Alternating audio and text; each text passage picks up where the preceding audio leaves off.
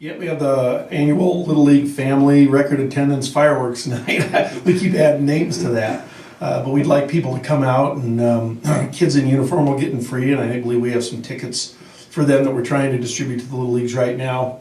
And I think some parents can buy tickets through the Little Leagues if they're participating, or they can get them here, or they can get them at the gate. But Friday night, it looks like the weather's going to warm up, and it ought to be a good time. Colorado Christian, they don't have a good record.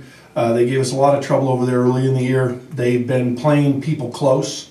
We've been in close games all year, so I wouldn't expect anything different.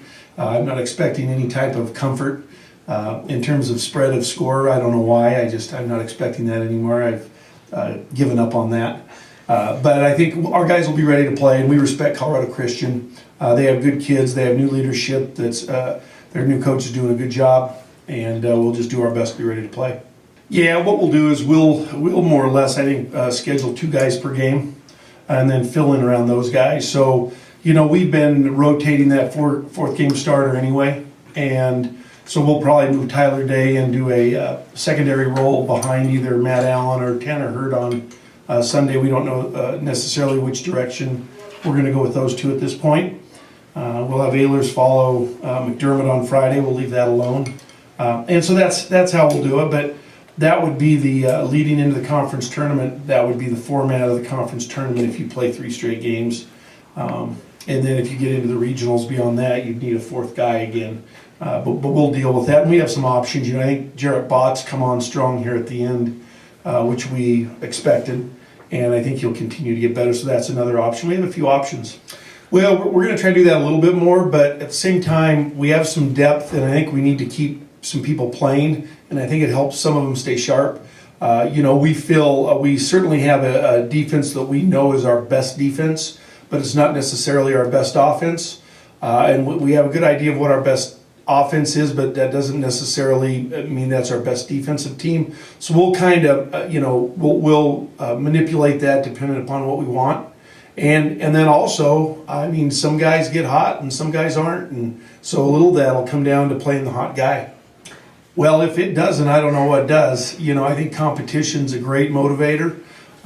These kids have dealt with it since, obviously, the fall and all this spring and some of the returners since last year. And so it's the culture we wanted to create and we have created. So it's a reality. And we still believe that the best competitors will rise to the top at the appropriate time.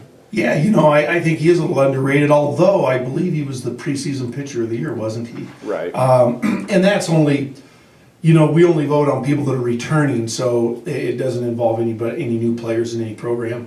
But in that regard, maybe he wasn't. But I think he's been overshadowed a little bit by those other 2 this year. And Matt has pitched well. I think he can still pitch better. And I don't think he really cares too much.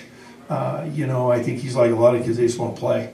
Yeah, our guys do a good job in the classroom in general. We have some that obviously are at the cream of the crop or the top, and those guys were recognized. But in general, I know we're over a 3.0 as a team with our grade point average. We shoot for over a 3.2. I know, as I mentioned, Tim Foster's made it clear that he thinks we could get to a 3.5, and so we'll try. We're trying.